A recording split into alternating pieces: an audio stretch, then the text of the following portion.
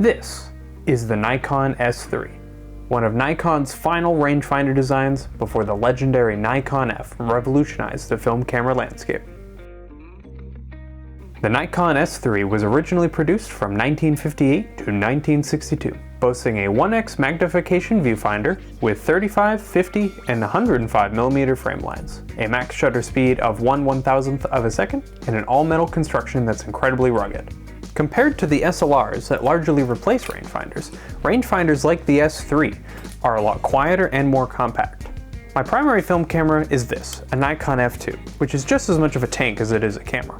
And I've long been interested in trying out a classic rangefinder, and the S3 fits that tanky mold that I'm used to. However, this S3 has a little secret. This camera from the 1950s is actually 25 years old. For the start of the new millennium, Nikon had a crazy idea. Let's remake a camera from the 1950s from the ground up. They had to reverse engineer it and build it to higher precision than they could have ever thought of possible back in the 1950s. Only 8,000 units were made with a silver body, with about 2,000 made with a black body. Once I got a hold of this beautiful camera, I decided to try it out by taking it to beautiful Rockport in Gloucester, Massachusetts.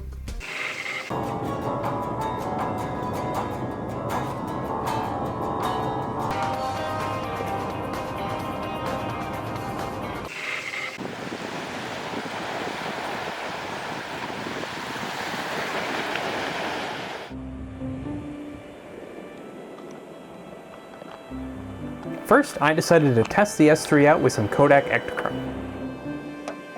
The S3, being a design originally from the 1950s, requires you to remove the entire back from the camera, just like the original Nikon F. It's not as cumbersome as an old Barnack style Leica, but not as convenient as flip-open backs on later film cameras, like the Nikon F2.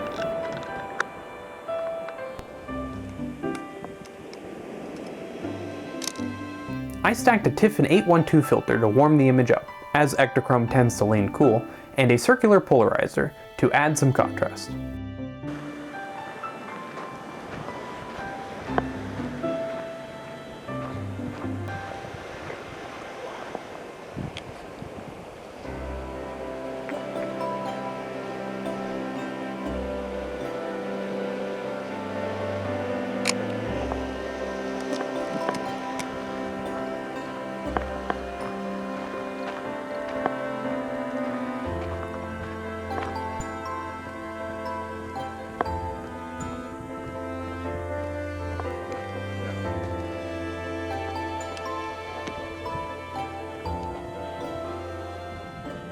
You'll also see here that I use my phone as a light meter, as the S3 does not have an internal light meter. You can use your phone, the Sunny 16 rule, or an external light meter, like this one.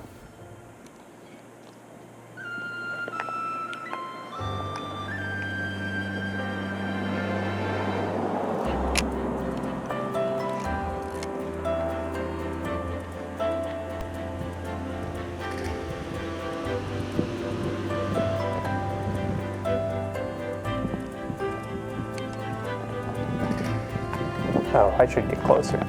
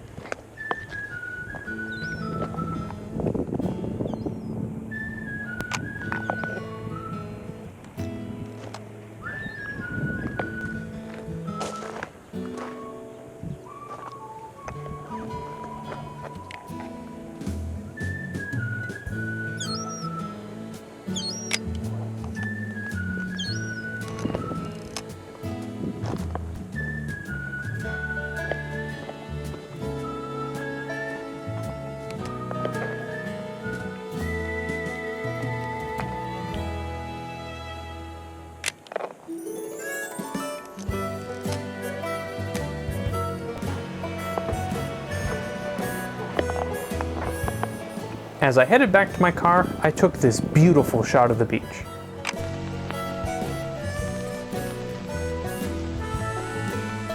Yeah, my dumbass left the lens cap on.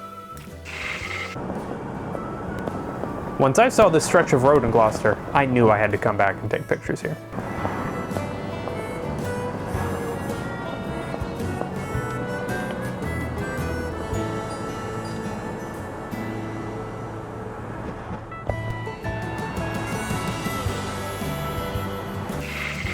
Unfortunately, the closest spot to park was well over a mile walk away, but that just meant I had more opportunities to take pictures.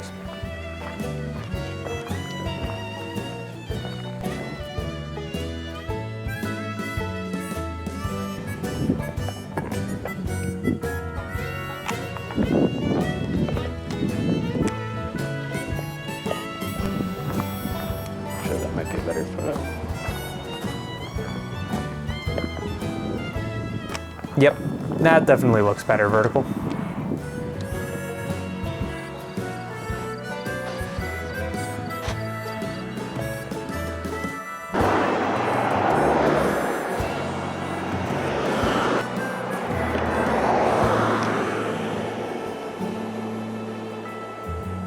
Yeah, I'm gonna try the 1.5. Here's where I'll bring up my two lenses for this camera.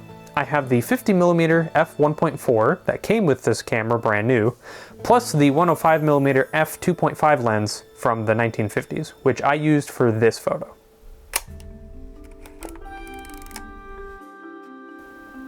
This camera does have a weird mechanism for mounting lenses, as there are actually two types of lenses. So this 50mm uses the inner bayonet mount, while the 105mm uses the outer bayonet mount. It takes some getting used to, but once you remember that you always have to set the focus to infinity before attaching a lens, it gets easier.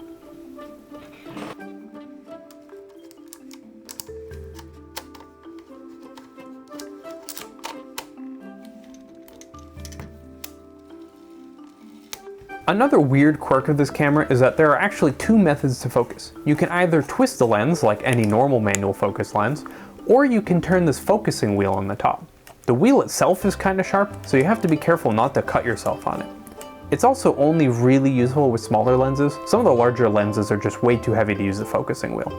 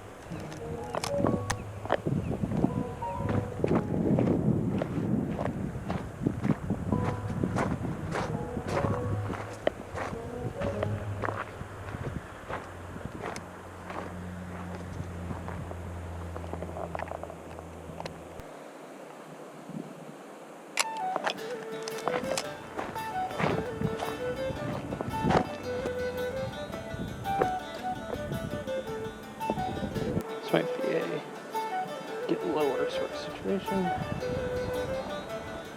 Get some rocks in there.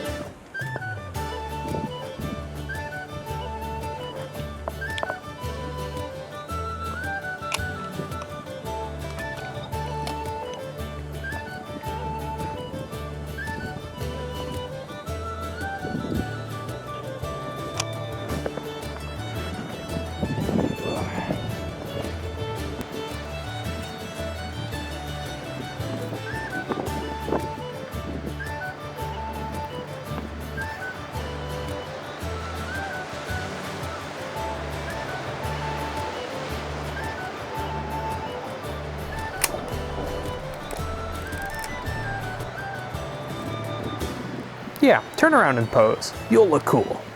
Nope, you just look like a doofus.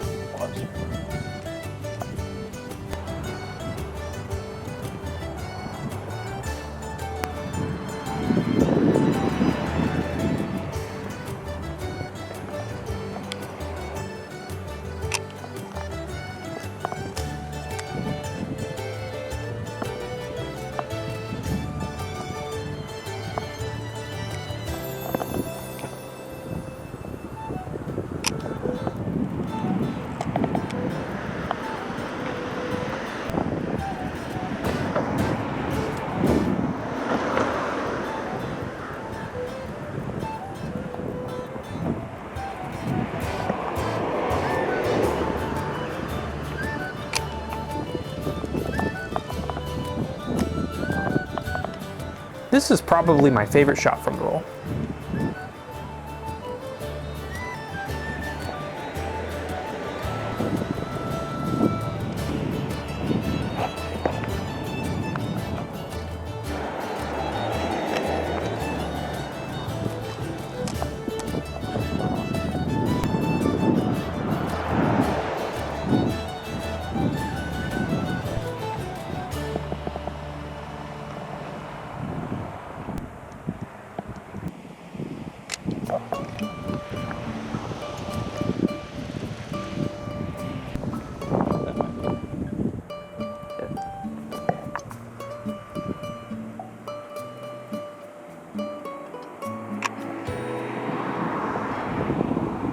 Yep. And that's it for the roll of Ektachrome. Next up, I loaded up a roll of Kodak Tri-X and gave that a shot. However, on the way back from this spot, my GoPro's battery died. So here's some highlights from the walk back, as well as some shots from downtown Gloucester.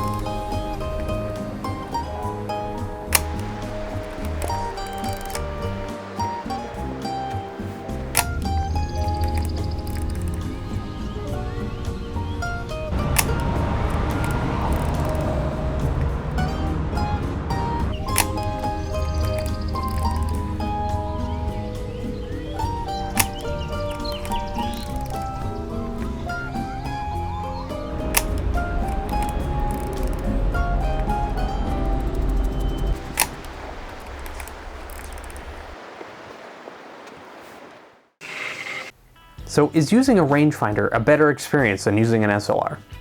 It being more compact and lighter to carry is very much appreciated. The 1X viewfinder allowing me to easily open my other eye and see more of my peripheral vision allowed me to see things like birds flying into shot, which helped frame a better photo. On the other hand, as a glasses user, I constantly had to take them on and off, as I could not see the frame lines unless I took them off. With them on, I can barely make out the 50mm frame lines, and I can only clearly see the 105mm frame lines, with the 35mm frame lines completely lost. The rangefinder patch is also contrasty enough to use, and while testing the camera I never had any issues seeing it, although from what I've seen online it isn't as clear as say a modern Leica. Now, is it an economical decision to buy one of these? Not even remotely. While the S3 2000 is cheaper than say a Leica M6, The 1950s versions of the S3 are a fair bit cheaper, although that does come with the risk of a 65-year-old camera possibly falling apart. If you really want a cheaper rangefinder experience, the Canon P seems to be a far smarter option, and it works with Leica screw-mount lenses, which seem to be much more common than Nikon S-mount lenses. But overall, I've really enjoyed this camera, and it will become a staple in my camera rotation for years to come. If you want to learn more, I highly suggest checking out Extreme Banding's video covering the entirety of the Nikon S line of cameras.